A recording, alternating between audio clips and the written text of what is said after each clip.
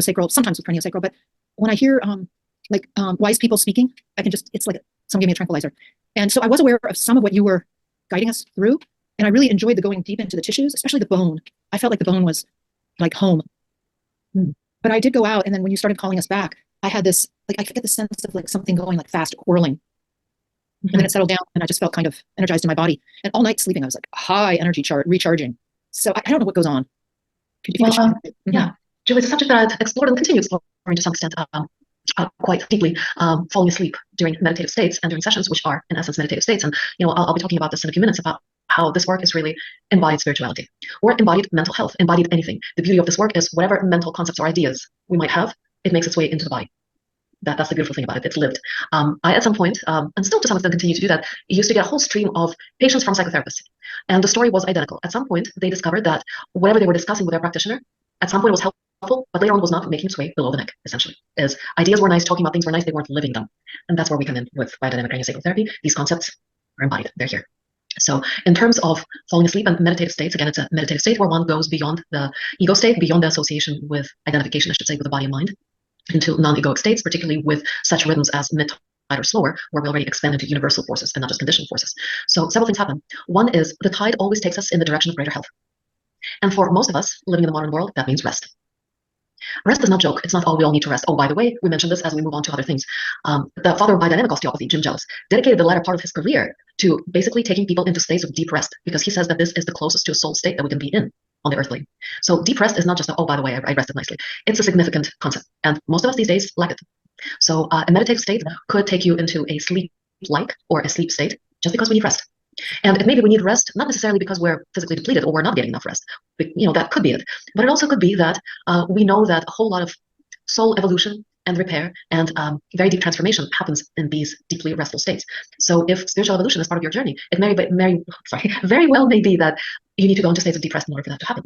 So as your subconscious is guiding your journey, when you're able to reach that state of deep rest or have the conditions that allow for that state of deep rest, you just go there because that's your agenda, so to speak, for the soul. Another thing is, when we start to get into deeply meditative states, we start to pass a lot more energy through us. If you think about what a human being's or embodied soul's role is on the earth plane, is to pass a certain amount of energy or certain frequencies through us, or to gain certain frequencies. We're still channel for frequencies. So when these frequencies are so potent that are beyond what we can take at that moment, the best analogy I can give here is plugging a 120 volt device into 220 volt outlet. What's going to happen? It'll zap out. So it doesn't necessarily mean that the difference is so great that it's 120 versus 240. But if the amount of energy that's wanting to pass through you is more than your current capacity, the electrical surge protector will step in. Basically, your consciousness with a very compassionate intention will switch you off, so you can pass these energies without blowing your fuses, so to speak. So that could be another reason. And yet another could be that you are ready and wanting and willing to process material that is not meant to be processed in higher states of consciousness. I mean, actually lower states of consciousness, such as wakeful state of consciousness or even dreamlike state of consciousness. You start going deeper into states of consciousness that takes you closer into deep sleep, where the healing possibilities are quite different from even dreamlike state of consciousness. So all these are possible factors. And I would say that, and what I've seen with myself and practitioners, if you upkeep practices that actually expand your consciousness, then such as meditation and continuous sessions as well, then your capacity to pass energy through you basically increases. So at some point, you drop off into a sleep state later or not at all. So keep at it, basically. Thank you. Thank you. I appreciate that. Yeah, of course. Also, yet another thing, and that's more of a, touching on the dissociative states, switching off when there's more energy than we're capable to pass through is somewhat of a dissociative state. We're switched off, but also when what is being discussed or practiced is beyond your capacity to face at that moment. It's a deeply undigested issue that could very well be a blind spot. You may not even be aware of it, but your body will tell you by switching off. You're not ready for it just yet. You will be when you will be. Okay. So multifactorial, and we really need to explore what it is, not just for you, but for you at that moment. Okay. That's helpful. Yeah, of course. And whirling thing, do you know, is that like CRI, where did you perceive it? I think sort of like right here, maybe even not in me, but a little bit outside of me. So it's an energetic experience rather than an embodied experience. And, those are so difficult to interpret because they really do pertain to just that person in that moment. Energy swirls happen. That's all I can say. And what makes me very happy is that you were able to access an energetic state and go beyond the body, include the body and go beyond it. That to me is the most significant, which means you have touched the mid-tide. Oh, thank you. Because the mid-tide does have an energetic component to it. Okay. Oh, thank you so much. I won't take any more time, but thank you. I appreciate it. Yeah, of course. Yes, Lisa, please. That's wonderful that we can ask a question and get that much information. Thank you. Julie, too. So is there a name? My industry would call it something pathological. Is there a name for not being ready in your paradigm, in the dynamic, and the brain is not ready to receive? There isn't so much a name, Lisa, as the state of readiness. That's really highly subjective. There is a name for what happens when we're not, and that issue is brought up for us, and that's dissociation. We partially check out because that's a protective mechanism from both the psyche and the body. It happens on all levels. It could be partial, it could be complete. And readiness happens when that undigested material basically has two things available. One is, we spoke about it yesterday, resources. When the person actually has the resources to digest that material, and also when there's enough related energetic capacity to handle it. When we go from 120 volts to, I don't know, 140 or 150, there's more capacity to pass that energy through. These are very interrelated concepts, right? Because you need resources to make a transformation, but you also need that energetic capacity to process that material. Thank you. Yeah. Thank you. Don't have a name for it, but yeah, just energetic readiness, I suppose, or just readiness. I guess simply put, it's like, I don't have the capacity to, say, take care of the little kids if I haven't gotten enough sleep. Like, that's a really benign example, but Right. what we're all saying. Yeah. Thank you. Actually, there is a name for what's needed that encapsulates both the readiness and the resources and capacity. It's safety, and it's resilience. I wrote quite a detailed article on that. If you go to my website and if you go to educational resources, I have an educational portal that houses a lot of content, both free and the one that I ask you to invest in. But I believe that the article on resilience, it's called Surprising Key to Resilience. I believe it's in the free part of the educational portal. You sign up for it and you choose your level of participation. Just put in your email address and you can access it there. So I invite you to read that. It will likely answer quite a few questions that you might have. Yeah. So I'm happy to take on more comments and questions from what's left over from yesterday, or what has continued, what seems like overnight from yesterday. If anyone has any comments. Okay. You warming up? Yes, Lord. No, I was just asking my guest if she was warming up. Okay, got it. Okay, understood. Okay, well, one thing I'm going to move on then, and one thing I realized I hadn't done yesterday, which probably would have been a good idea, is I didn't talk about who I am and who am I to be teaching this workshop, right? So we did some introductions with you guys and your background, but I didn't speak about myself. So I won't go into a lot of detail, but just to mention that I have been doing this work, which I call stillness work, based on craniosacral therapy, for close to 20 years at this point. And quite early on, I was not just a practitioner of this work, but I was asked to teach it. And I've taught many things in life, and with everything that I taught, it's not that I decided that I want to teach, it was always my request. So quite early on when I started practicing it, even with my practice clients, I was asked to teach this work to them, which I continue preaching that as a craniosacral therapist, do teach introduction to the tide to your clients. You will do everybody the biggest favor, to you, to the client, and to the healing process. When the client can connect to it themselves, it makes them engaged in the healing process. It makes them understand in an embodied way what it is that they're touching, what that thing is, and it moves the process further along much quicker. Even down to the point of recording sessions to people. When they listen to the recorded energy of the session, even if we're not speaking, if we're in silence, the energy still gets imprinted in the recording. And when the person synchronizes with it, they get attuned to the tide yet once more. It's uncanny. Clients with whom I work, who actually do their homework of either connecting to the embodied state of the tide or listening to the recording and basically getting there in the same way through the recording. When I work with them again, say the following week or in the next 10 days or even sooner, it feels like we are further along than the place where we had completed in the last session. The work moves on when we do that. So it's very powerful to connect to the tide and teach our clients to do that. So I've been both practicing and teaching this work for close to 20 years, and I have taught an introduction to the tide in a plethora of different formats and numbers of people, starting from doing it privately over a couple of days, just as a 4-hour private workshop to single individuals, to doing it in larger groups over a weekend or several days. Have done it all over the world, basically on 3 different continents. Have done it in the United States, in Latin America, in Europe, in Southeast Asia, in countries like India, Argentina, France, Canada. That's what comes to mind now. I had introduced biodynamic craniosacral therapy to the Middle East back in 2007, and I had taught full 2-year biodynamic craniosacral trainings, both in Middle East and in Southeast Asia, and proud to say have empowered women there and have given them professions that they to date call their life's work, and help them transform out of housewives or work that they really didn't like doing, like corporate work, HR, technology, and really embrace this as their life's journey and their life's work, and empower them to move on with life in a way that felt very aligned with their authentic self. So that was my contribution to that part of the world, and specifically to women there as well as men, but quite proud to say that I've made a very positive impact in women's lives there as well, and helped them improve the quality of life. So as of basically the pandemic 2020, I had started teaching this work in a touch-free format to my colleagues all over the world for obvious reasons, because practices were being shut down. We couldn't touch our clients. And I have been teaching a distance component of this work, basically, since I started teaching it all together, hands-on. So being able to practice it on distance has become an extension of doing this hands-on from the moment I was teaching it. Just so that you know that the distance extension is a natural extension of this work. We don't have to practice it with our hands, this work, and that's why I preach is more of a work on consciousness than hands. Hands definitely help, and they play a big role, but it is possible to practice it as a factor of consciousness and not just hands-on modality. So that's a bit about me in a nutshell. And again, I want to inspire you about the embodiment power of this work. Is that in the first place, if you are a body worker, I mentioned it yesterday that embodiment is kind of like the holy grail of any body work, is to help people come into their bodies. And the beautiful thing about this modality is everything that we can house at the level of the brain and nice mental concepts, spiritual ideas, you name it. With this work, we help people embody it. even to the high spiritual concepts. Buddha said enlightenment is in the body. Well, if enlightenment is in the body, then everything preceding that is also in the body, right? So we help people actually live all those ideas and that health that they want to be in. We bring it to the level of tissues and bones and fluids. Biodynamic craniosacral therapy works a lot with fluids. And we all know about how water is capable of perceiving the energy around it. So we help people actually bring their fluids and their water into a structured state that has already been proven. Working with the mid-tide and the long tide as well, these slower tides, they're highly organized. If you do enough sessions in one room, when you walk into it afterwards, there will be a clear sense of a perfect organization in the room. You will feel that energy work has been done there and in a very organized way. Taurus horns, that kind of organization, that's going to start happening there. The moment you walk into your practice room, you will feel like you're being organized and stepping into a high order of being, if you will. So we help bring people's waters and fluids into more of a structured state, and we also help by attuning them to these slower tides to help the entire electrical matrix and hence their nervous systems get organized in a high order fashion. So that's the beauty of this work. So what I would like to propose at this point is we have about 20 minutes before we start working with our clients, is to introduce you to my ritual of contact. And this is the ritual contact that is based on my approach to the work that I can call stillness work based on craniosacral therapy. I consider myself a craniosacral therapist because I work through and with the tide. That's just what that means to me. Being a craniosacral therapist is access to the tide and working with the help of the tide. Why do I call what I do stillness work? Is because I don't interfere with the tide. There are so many loaded concepts now in this world and expectations on the part of both practitioners and clients that once we pronounce ourselves as craniosacral therapists or saying that you practice craniosacral therapy, that it involves a whole gamut of techniques and protocols. And I will very briefly explain to you what to me protocols and techniques mean. In the first place, in terms of their consequence, any protocol or technique is a system, it's a box. And a box is bound to hit its limit at some point. If you practice protocols and techniques, you will eventually get a client for whom it doesn't work. That's just bound to happen. And to me, a definition of techniques that are now practiced in the craniosacral world is basically something that has naturally happened in the session as the natural outcome of the tide.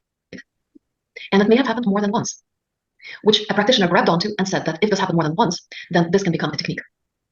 So they take ownership of that and they pronounce that as a technique only because it happened as a natural outcome of the tide on several occasions, forgetting that it happened only in that moment and for that particular client in that particular session. So it was pertinent only in that snapshot of time. But then it becomes practiced as a technique. And the chances of it working again in any session it's basically like, it's a crapshoot. Maybe it'll work and the person's bioenergy field will accept it and find it as helpful, but very likely may not. So it's quite risky for me to use techniques or protocols because they applied only in one particular case and they may not do so in other cases. So isn't it much more logical and safer and therefore calmer for practitioners to not rely on techniques than to rely upon the tide's decisions in any given moment? That's why I teach what I teach, because to me, that's a much calmer way of working. If I'm not the boss here, then it's the boss who's making the decisions. I blame it on the boss. I'm just a channel. But then my role becomes in being a good channel for that boss, right? And that's where I believe most of the work for a craniosacral practitioner is. And to be an informed channel, not just an empty channel, but a channel that's free of judgment and my own undigested material whenever I allow for the frequencies of the tide to come through. So that's what this protocol honors. And ritual of contact. And this ritual of contact always starts with a practitioner. So you are welcome to use it in whatever modality, therapeutic, relational modality you practice with your client. It applies really to any modality. And to me, that means starting any session with a practitioner, establishing the place where you come from before you treat your client. And there are many ways to establish what's called practitioner fulcra in the craniosacral world. And, we always go into, send your roots down into this earth, ground yourself. To me, grounding is so much more than grounding to this physical object called the earth. To me, true grounding is the grounding to the center of our being, which is our energetic heart center. So the first fulcrum that we want to establish is our energetic heart center. The second fulcrum that we want to establish, practitioner fulcrum, is connection to our physical body. Why are these fulcra so important? Because I have discovered through experience over and over again, and through studying as well, that a person who is embodied fully, who is present in their skin, and who is connected to their heart center, they're perceived as safe.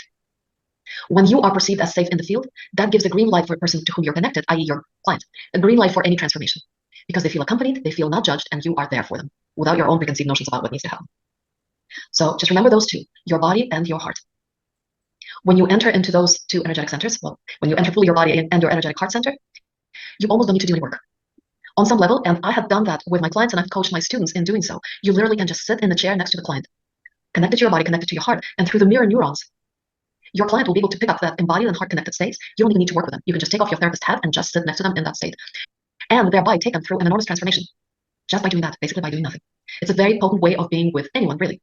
What we're talking here is establishing a safe relational field. And if we talk about the tide as being the primary expression of health, the most natural logical question after that, if the tide is always there, why do people get sick, right?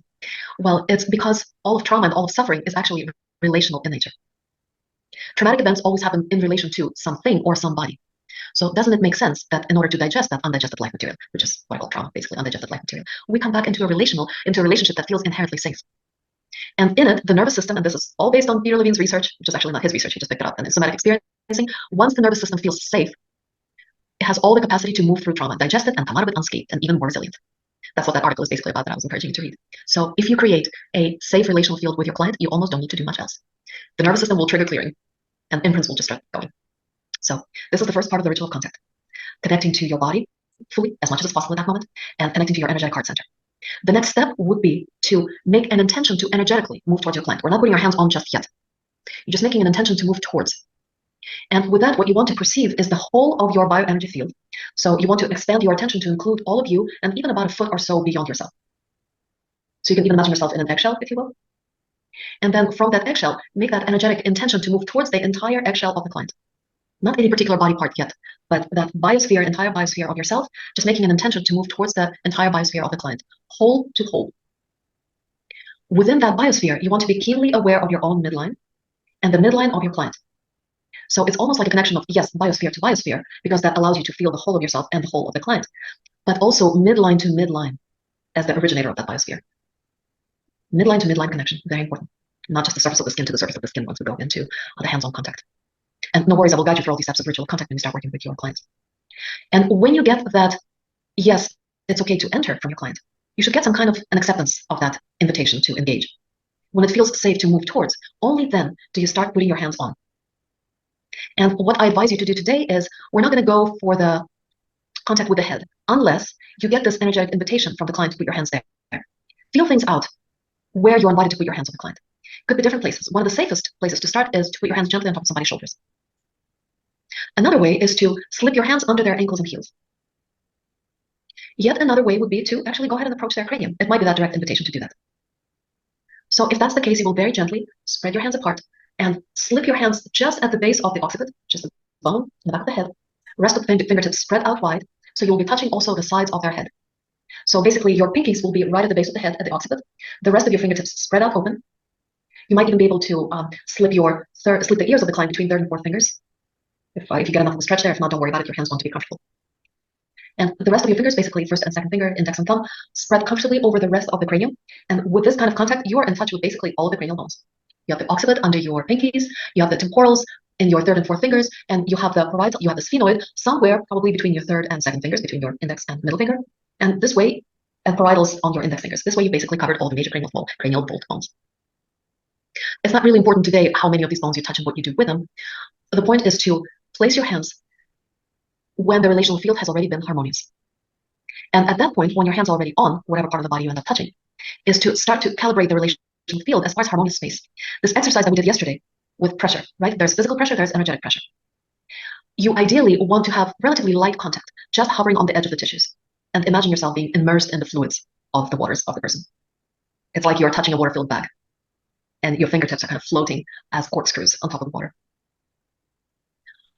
There's also energetic pressure. Your fingertips could be very light, but you may have so much intention about needing to feel the tide, the person might feel constricted in that field just because you're exerting energetic pressure. You need to feel something. So when you're working with your clients, it's very important to keep that dialogue going about their level of comfort. And for your clients to say something about not having comfort, even if they don't really know why they don't feel comfortable. That's a sign that the space is not completely harmonious. And that's a signal for you to start playing with moving yourself back out into space, possibly, or even imagining the client's table or couch being further away. So negotiating that distance that's comfortable for the client. And it's uncanny when you start doing this exercise with your imagination, moving yourself further away or the client further away, how that will be felt in the field.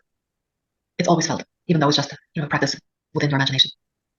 From that point on, the idea is to simply to palpate the mid-tide in your client and to give it a few enough cycles that you feel like something is happening. The client and you will always react to the perception of the tide in the field. There will be a reaction. Either their breath will slow down, or you will feel them sinking deeper into the table, or there's a sense of expansion in the field, tissues getting softer, or them moving from the periphery more into their midline. Something will happen. Notice it, stay there for a few minutes, and then comfortably disengage. Meaning, first send that energetic signal to your client that you're going to move away from them. And when that feels okay on an energetic level, you can safely take your hands off. And then discuss for a few minutes with your clients how that was for them. So recapping, I'm going to talk you through setting up your practitioner fulcra right now, full embodiment and orientation to your heart center. From there, making an energetic moving towards your client.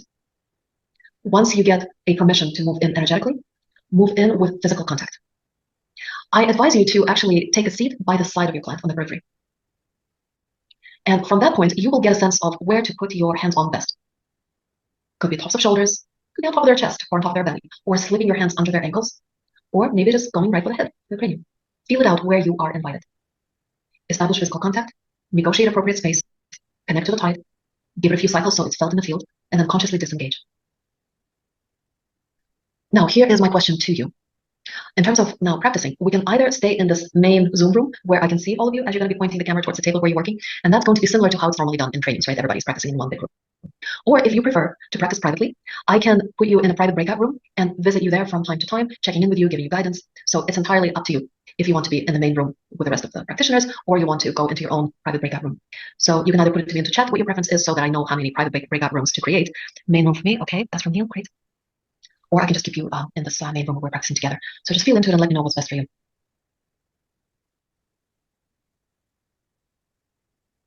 Okay, to stay in the room, that's from Laura, okay. You okay? Okay, to stay in the room, yeah, that's, yeah, Laura, I saw that, that's great. So just Julie, Jay, Lisa, and Rose, if you could let me know what your preference is. I'm on vacation, so I don't really have a client. So I was thinking I would either do it on myself, or I would do a distance on my daughter, or I imagine I could do it on her horse, which is what would be exciting. Okay. She's ill. Or I could watch. What do you think? At least if you have a good connection with the tide, when I teach distance work, at that point practitioners already have pretty solid palpation skills of the tide. If you just want to, experiment and see if that works for you today already on distance, I'm absolutely happy to guide you through a session on your daughter or the horse. Yeah. Okay. And you would want some kind of feedback, just so that you know what's happening. That would be nice if you get in touch with your daughter. If not, we'll just play it by ear with how it goes today without the feedback. Yeah, I enjoyed it yesterday on my knees. So I just think I might have switched my mind, and I might want to just do it on myself. Okay. Within the group, no private room is necessary. Okay. All right. Very well. Okay, thank you. Rose, what would you like? Sorry, I can't hear you. If you could turn on the sound. I say I don't have the opportunity to have a client either, so can I do the same thing? Okay. Yeah, that works. And do you want to stay in the main room for that? Yes, it's fine. Yes. All right. Okay. All right. And Jay, what would you prefer? I would like to stay into the main room Main room. because in the midlight of our time, I can't find a partner for Okay. this section. Yeah. All right. Very well then. So for those of you who are working with clients, let's go ahead and invite them in, and let's get the table set up. Lisa, I just want to double check and see you had seen my comments in the chat. I'm so sorry. Yeah, let me check that. So mainly, I think my Oh, your client prefers to be private. Okay, all right. Rose, should I leave and return in 20 minutes? No, we're going to start now. So let me set up a breakout room.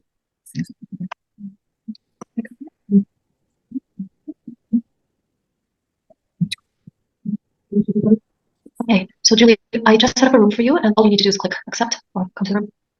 thank you so much. Yes, of course, yeah.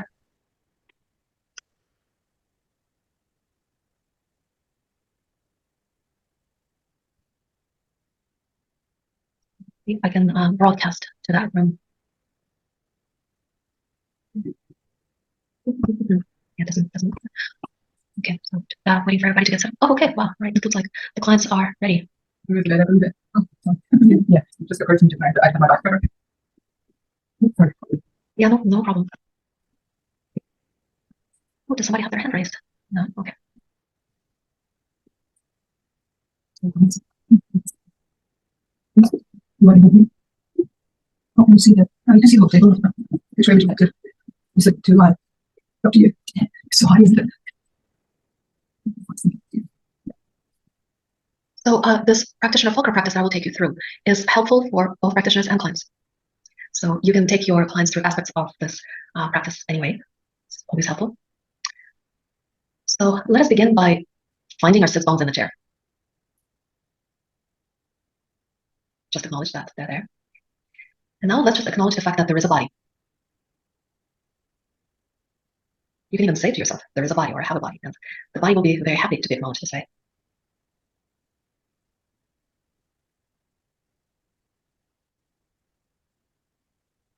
And then this body has boundaries. It has a front and the space in front of the front. It has a back, space behind the back. It has a top and space above the top. It has a bottom, which is your feet, and the space below. It also has sides. The right side and the space to the right of the right. the left side, the space to the left of the left.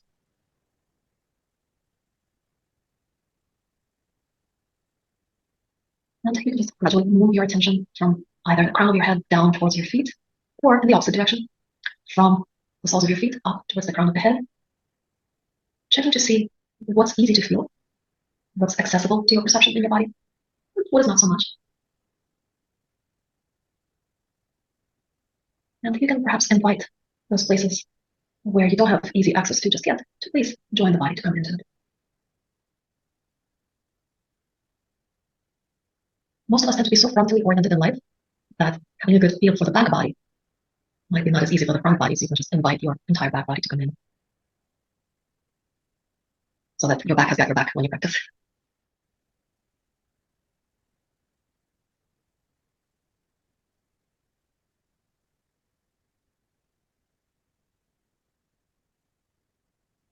Now that the body feels present, let us orient to the center of our being, which is our energetic heart center. Physically, it resides in the center of the chest, so you can find it there. Then the heart emanates energetically into space in all directions, so you can widen your attention to feel how far your energetic heart center radiates.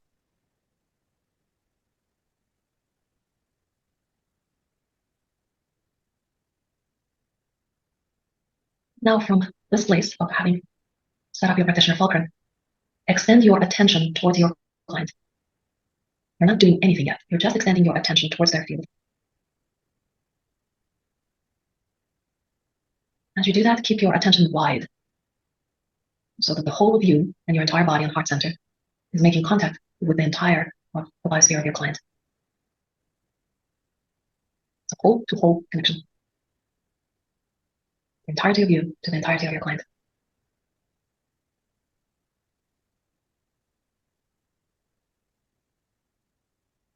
Deep within that entirety, you can feel your own midline. Let's call it the spine for today. And also feel the midline of your client. Find it somewhere in that space where your client is. So stay with that permission, inquiry, question to enter energetically into their field until you get a clear yes that it's okay to enter.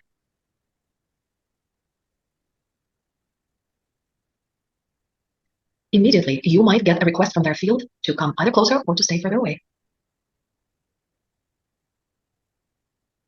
And now that you're in the periphery, if you feel like you have a permission to enter into physical contact, feel out from the whole of their body where it might be best to put your hands. Would it be somewhere along the midline? Could be invited into their even pelvis or chest or belly, or is it best to start under the ankles and heels? Or go right for the cranium. You can go to the microphone to go into your upper.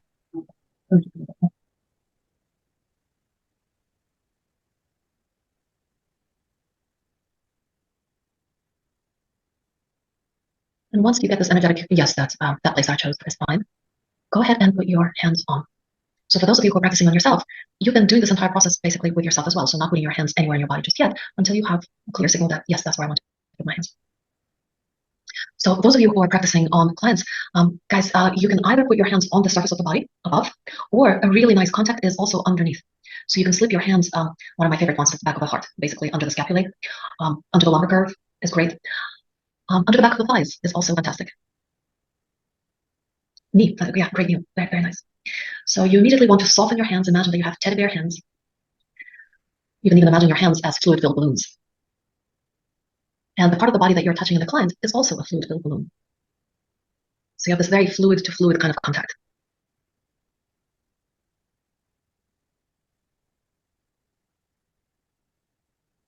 And it's always very helpful to imagine that I'm actually holding a water-filled structure, a fluid structure, which is actually what the body is, rather than hard bones and tissues.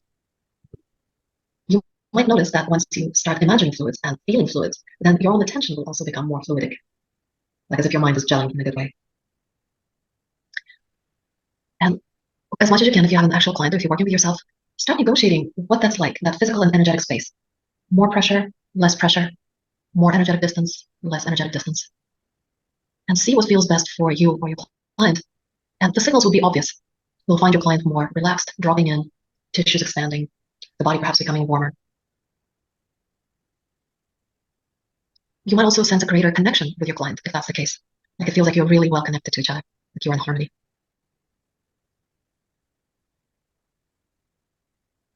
And when that starts to feel right and the relational field feels connected and harmonious, this is where you want to, again, expand your attention to include the whole of your client's body, not just the body part that you have immediately within your hands. And see if you can start to pick up that gentle movement of the tide that emanates all the way from the midline. It starts from the sacrum, moves up towards the crown of the head on the inhale phase of the tide. The body would feel like it's filling up,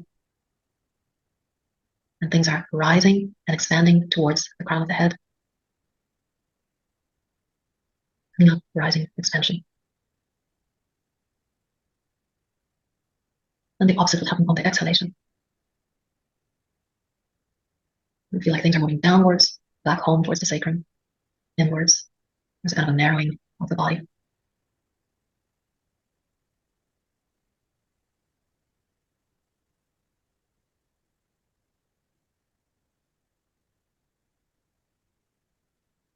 And you might just be able to catch not necessarily all of the tidal movement in its continuity, but snippets of it. You might all of a sudden feel like, whoosh, something has expanded and filled up. And that's the top of the inhalation. Or you feel like things have rushed downwards. That's your bottom of the exhale. You might notice that there's a preference towards a particular phase of the cycle. Like maybe your client's body really prefers the inhale, or it's really preferring the exhalation. I can tell you right now, our group field is really preferring the exhalation. We're very much in the exhale phase of the tide. There's a preference towards that.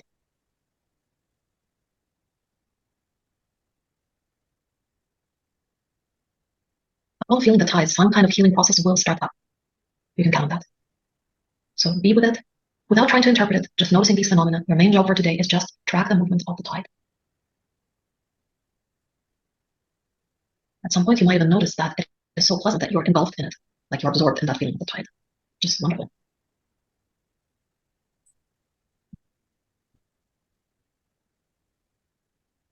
Notice how yours and your client's breath react to the tide. Breath is the expression of CNS, so you might get those really deep exhales, for example. Or you might notice that the breath is switching towards being very effortless, very energy efficient, like surface of the ocean in the morning.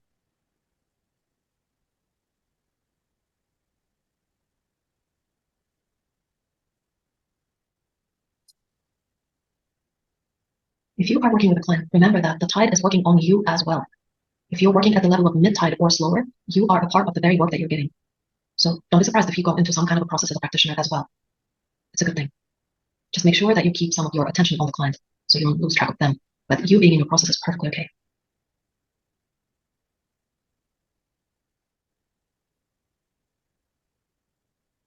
So I'll let you stay with this process, tracking the tide, and I'm going to check in our breakout rooms. I'll be back in 20 minutes.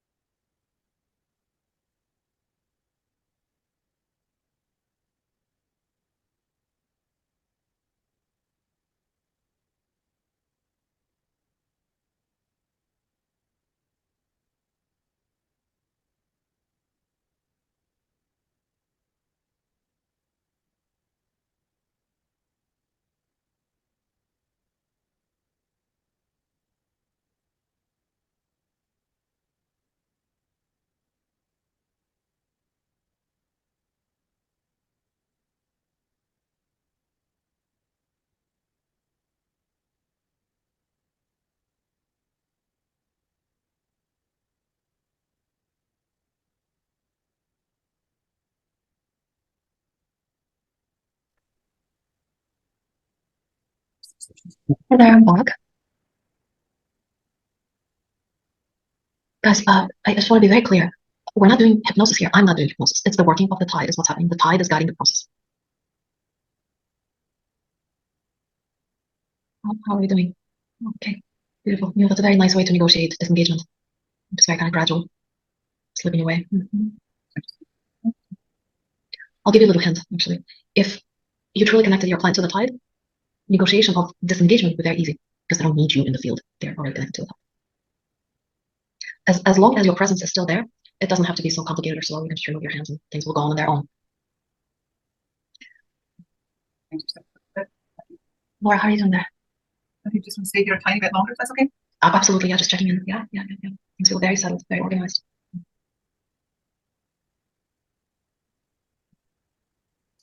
Hey, how are you? How's it feeling with the tide?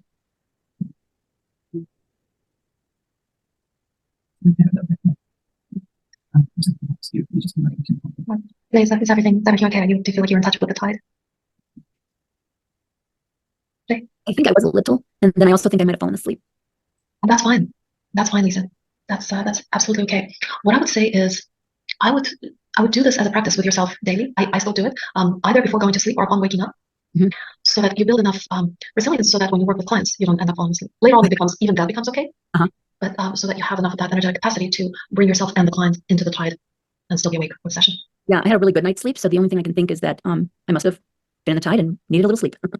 You must have not been needed for what is happening at that point in an awake state. Interesting. Okay. Yeah. Lovely, yeah. So Rose, are you still with us? Oh, actually, okay. You could unmute so we could hear you. Oh, I see my battery is low. No, I just want to make sure you were still with us. Let's go in the order of your preference about debriefing about your experience. Who feels ready and willing to share the rest of us how that was for you? Thank you.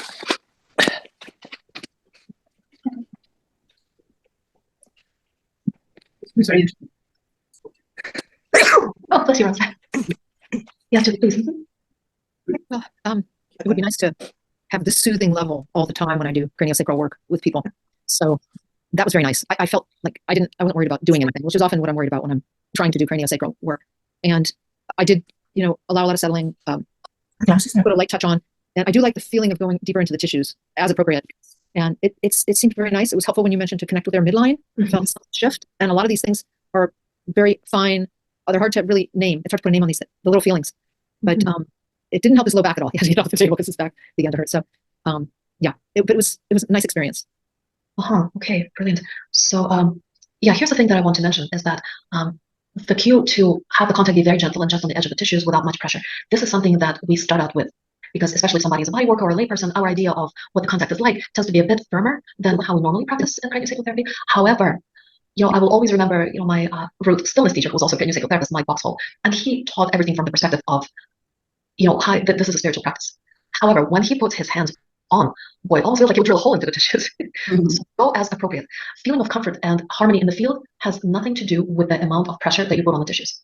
What I mean by that is somebody could be just on the periphery, hovering on the edge of the skin, and yet completely block the field of the client. At the same time, you can be really engaged and pressing full on the tissues, and the field will be completely empty of you and your agenda, and it's doing exactly what it needs to do. So stillness work and biodynamic work is all about what the tide calls in that moment, and it can call for anything, including sometimes the practitioner to fall asleep. There could be times in the session when the tide will ask you to please go away, you're not needed here, let me do the work that I need to do. For that, you as a practitioner need to be asleep. Thank you. Even that could happen, indeed, yeah.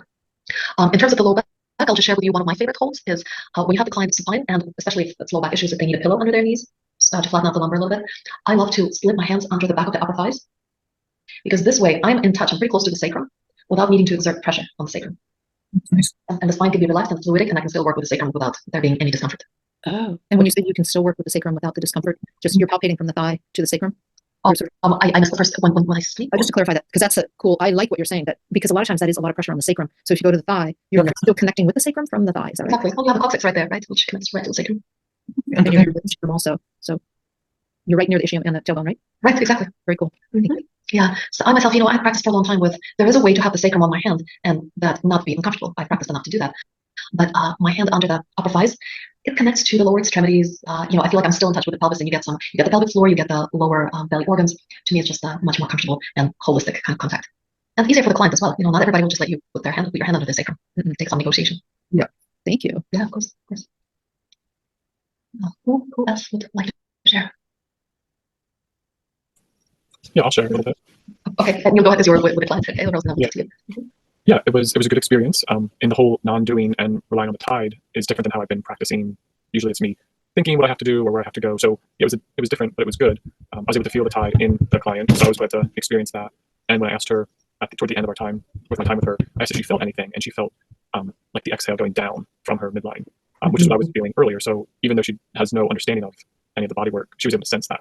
So that was good for both of us. And I'm curious, I could feel a lot of movement at my occiput and up here, like pulsing. Yeah. I didn't know if that's the tide wanting me to put my hands on her body in that space, or if that's just my own. Yeah, it's a very common question, Neil.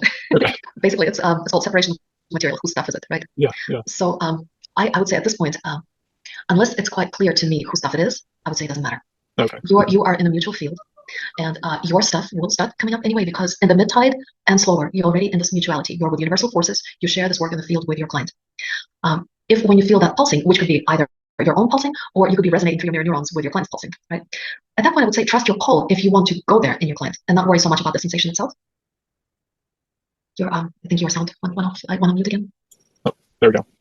Yeah, so let that be in the field. And before you become a certified therapist and start charging clients for this work, experiment. If you feel like pulsing, go there. You're not going to hurt anyone. Right, yeah. See if that's the right thing to do. If that feels like that was it, or this is just your material being processed as a part of this work, which is so beautiful. This work, it's not depleting. For those of you who are body workers and are used to just even throughout the session, like you said, what do I need to do? What's next? Have I resolved the problem? Have I done enough? By the time you're done with 8, 9, 10, 12 sessions, you're wiped out. Yeah. With this work, you get energized. You get the healing benefits of the very sessions that you do. So you finish the day. Yeah, part of you is tired because you had sat at the table and not really used your body. By the way, you just sat in a meditative state for several hours, and that part of your brain that is involved in meditation gets tired. But the thinking brain is completely relaxed. So you get energized and feel better by the very work that you do. So if you're looking for a practice that gives you longevity, can't think of anything better. Right. Yeah. Yeah, thank you. Yeah, of course. And Rose, I want to hear from you. Hello. Okay, so I was holding my lower abdomen, and it took quite a long time before anything happened. And then when it did, I was feeling just a lot of energy pulsating in my hands, and it went on and on and on. And then when you said, "Okay, it's time to disconnect," I did what I normally do with the client. I lifted off ever so slightly and ever so slowly and gently. Yeah. But when I tried to move, also very slowly, further away, it was as if my abdomen was a magnet pulling my hands back. I've never felt before, on a client. It was quite something. That's why I was when the little thing came up to say I had a low battery, I didn't space it because I was still fighting this incredible magnetic force. Keeping my hands there. Yeah. That's I wanted to clarify that. You just answered my question. So if I had off the body, but not wanting to go completely. So yeah. Can I make a comment about that? Because that's actually, we're talking about session bookends, session beginnings and session endings, and they would be reflective for both you and the client of the beginnings and endings of any processes, particularly relationships. And since the mid-tide includes embodied forces and includes the mental and psychological plane, psychology is a part of what happens. So don't be surprised if upon endings of sessions, your client's abandonment issues or anything pertaining to endings of relationships would come up. I literally had people gasp at the end of sessions when I would very gently try to remove my field. All of a sudden, their psychic registers are not there. And those were the clients with severe abandonment issues. Where are you? So that could get recapitulated in sessions, as well as beginnings of relationships. Some people need a very gentle, starting from far away, non-invasive entry, and others would be like, well, where are you? I thought we're starting the session. Where are your hands? I want you there, right? So psychology would come up and register that. It's important. And quite likely, there was this, you were in a therapist-client relationship with yourself in this kind of a session, right? Basically, that's what happens when we start to work on ourselves. We almost split into two, right? We wear both the therapist and the client hat at the same time. So likely at the end, the client, you was like, where are you going? No, don't leave me. This was so nice. Don't go away. So that could even happen if you do self-sessions. Yeah. Okay, thank you. Right. Yeah, that's very interesting. And if we're working with our clients or with ourselves at the level that's beyond imprint, at the blueprint level, being-to-being connection, which is where these slower tides operate at, right? It's not the idea to disregard the client's intention, but also not to feed into the imprint.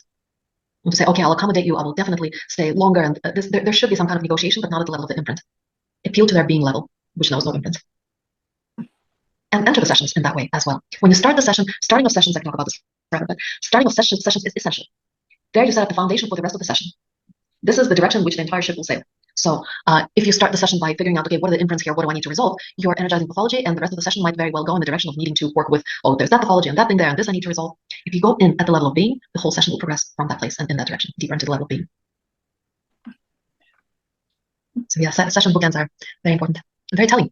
They're both diagnostic and curative in the way that you approach them. Great. Yeah. Wonderful. Hopefully, would somebody else like to share? Yes, Laura, please. If you could put the sound back on. Okay, can you hear me? Yes, brilliant. Well. Yes, Lisa, it was wonderful. Wonderful to be reminded of the process that I've been going through for 2.5 years, taking time, really setting things up. The first 3 steps, as you say, the ritual of contact, so important to really take time with that. So that was wonderful, the reminder of that. A lot came up actually. At the point where we were I was feeling into Ildiko's bias, our joint biosphere, I got very emotional. An emotion that was just, and I used to feel it a lot at the beginning, not so much recently, and it was lovely to re-feel it, was how lucky I am to be doing this. Quite emotional. So that was cool. Sorry, can you just repeat what was that feeling?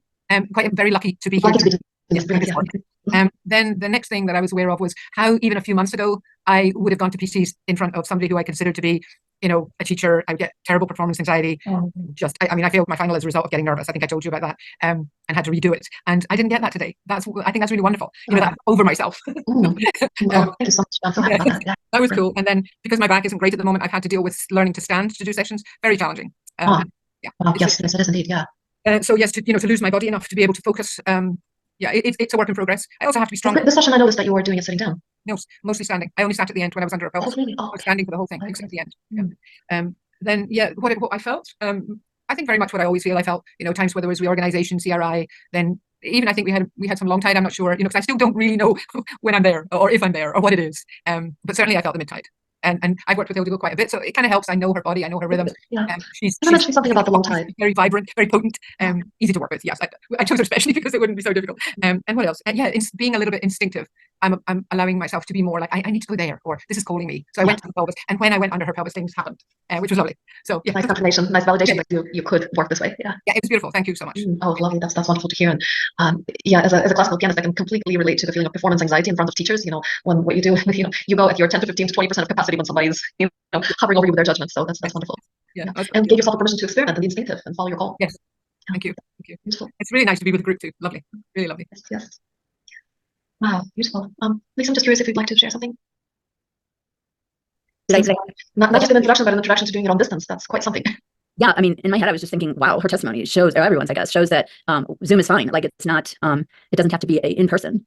And then that made me think of when you were talking at the beginning about having people come to see you and maybe doing a weekend with them. And then you mentioned a 2-year process. And so I guess I had a question about that. What would someone come away with after a weekend with you by themselves to learn? And what would someone come away with after a 2-year process? Sure, that's an excellent question. So, in yesterday's session, I was speaking a bit of, learning the scales on the piano, right, before you play the whole thing. So these intro weekends, they're the scales and introduction to the scales. The full training, and I suppose this would be a good moment to talk about it because I do offer a full foundation training, which is not a 2-year training. I don't go into osteopathy. I teach what to me are the fundamentals of biodynamics, which are things like access to the tide, what the different tides are, orientation to health, things like holistic shift, birth forces, trauma resolution, things like that. And that allows you to handle quite a few cases, not necessarily from an osteopathic standpoint. I do encourage you to learn certain basic anatomy and physiology to be able to handle that. And nobody, even in the medical world, knows 100% of anatomy and physiology. No such thing exists. We know enough to be able to do what we do. So yes, we go through cranial anatomy, and this is anatomy is the language of the body. If you're going to be working hands-on when you're holding somebody's cranium, you want to know which bones you're palpating, right? Or what is the nerve that you are directly in touch with that you're trying to affect. That's very helpful to learn about structures and the physical expression of the body. So 2-year foundation training, in the way they're very different, these 2-year foundation trainings, in the way that they're taught. Again, I was speaking about the confusion in the field because every teacher, they get certified by the association, they decide what is the 2-year foundation training. But normally, it's some kind of connection to the tide, although, I'm not going to speak about body intelligence because most of their graduates actually end up completing the training without much palpation of the tide or even assigning any importance to it. Then you have those trainings that are more, structurally based. They really go into training venous sinuses or, the hyoid bone or the sacrum and ilium, they really go into that. And others, perhaps favor more of the embryological forces. So someone like Michael Shea would really spend a lot of time with embryology. Franklin Sills, the Karuna Institute where I graduated from, we spent a lot of time on birth forces. So you end up gathering more knowledge to work from. Another thing to remember is education is not just based on the amount of information that you intake. There's also a particular pace to development. In the same way that it's not a good idea to encourage a 6-month-old baby to start to learn to run and walk. The nervous system has to develop enough and the body has to develop enough to accommodate that. When we go into that slow pace of 1.5 years or 2 years, the work matures beyond just the information that you intake. So there's that. I have done 2-year foundation trainings and I had done 1-year foundation trainings, and there is a difference. And it also depends on the commitment of the practitioner. If they take that infusion of 1 year and they continue really drilling deeper into it, they become very astute practitioners in some ways if they continue to practice and really take it on as their vocation. Maybe even more skilled in some ways than those who have graduated from a 2-year foundation training but do it as a hobby, kind of like on the side. I personally love training practitioners and give enough that they can make it their life's work. So the foundation training that I give, it's 6 months long. It's only 6 months long. It's up to 6 months, but I give you the real solid foundation to start from. And you can treat most of the client cases from that foundation because you will be able to handle the basics, how to handle their nervous system, how to set up a good relational field, harmonious relational field. How can you get to a holistic shift when we go just beyond the conditions and get to the real level of healing and being where healing possibilities are much more different than just resolving surface stuff. So there's a difference, and I feel like the main difference is in the commitment of the practitioner. And again, I love working with those who really cling onto the tide. Whether they make it their full-time profession is not necessarily relevant. What is relevant is that the concept of the tide starts to permeate their life. They can treat themselves, they can treat their loved ones, and they can treat client cases from that place. Mm-hmm. So it sounds like even with the 6 month, you are going to be getting into the longer periods of, I can't remember what you called it. Long tides?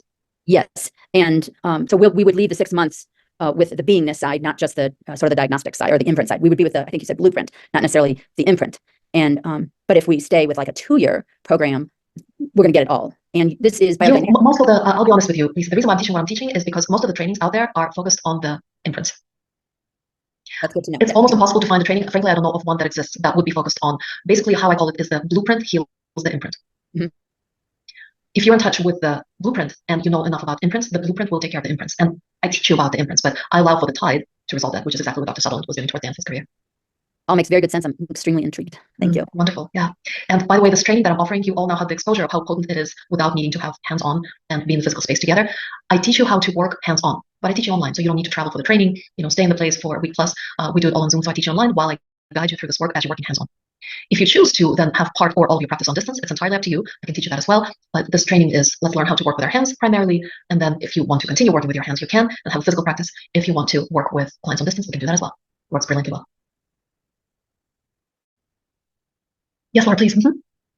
If you could unmute. Thank you. I thought there were 2 different courses, Lisa. One was the foundation, and then there was another one that was for long distance. Did I get it wrong? You got it absolutely right. Basically, I have an academy, if you will, where we step through different levels of trainings, and the foundational level is 2 ways to engage with me. For those who are already biodynamically trained and consider themselves biodynamic therapists and quite happy with that foundation, the first level is touch-free CST foundation, which is where I teach you how to work on distance. And at the same time, teach you how to work from the stillness perspective, which is not the thing that you will get in any traditional biodynamic trainings out there. It's just not taught this way. So it's kind of like a dual training, stillness plus touch-free CST. If you're not already a biodynamic therapist, or if you want to revise your foundations entirely, which I have done with some biodynamic therapists, you would enter into the biodynamic foundations, which is up to 6 months long. It's partly self-paced, so if you wish to go quicker, you can. But the maximum time is 6 months that we go through these foundations, so it's both. Yeah. Wonderful. So I was, just to say for myself, I was really impressed how in this group field we were able to be organized by the tide and enter our practice sessions with ourselves and our clients from that place. And I know that some of you are already existing biodynamic practitioners. I know that you are, so it was brilliant that you could join us with all that experience and knowledge that you have. I really appreciate that. And I also appreciate you being here despite the time difference. I know for Jay, poor thing, already asleep. It's already in the middle of the night where he is in Hong Kong. And for those of you on the other side of the Atlantic, it's already late evening. So thank you very much for coming at all these different times of the day and being in the field. As you know, I pop in quite often with all sorts of trainings related to either stillness work or biodynamic touch-free CST work. So I absolutely welcome you when those are there. And if you would like to take this journey into becoming a biodynamic craniosacral therapist, I absolutely welcome you. It's a private training. It's you and me one-on-one. I completely hold your hand as we go through this. And I also host some group practice sessions. So I have somebody in that training already. So I would be organizing additional time for us to be in that group together when we practice on our clients. So if you know how to find me, please feel free to reach out to me. The next private training will start in the beginning of the year. So we're past the holidays. We feel like we're ready to launch something new. So I'll be delighted to support you in that. Okay. Thank you all again very much. It was an absolutely wonderful weekend to spend with colleagues and aspiring colleagues in the tide. And I hope to see you soon again. Thank you. Thank you, Lisa. I will be sending out a recording that will be around for about a week or so. If you want to, replay it, redo some of the sessions, all of that will be there for you. Thank you. Thank you. Thank you all. Thank you very much, Lisa. Bye, everybody. Bye. Here we are.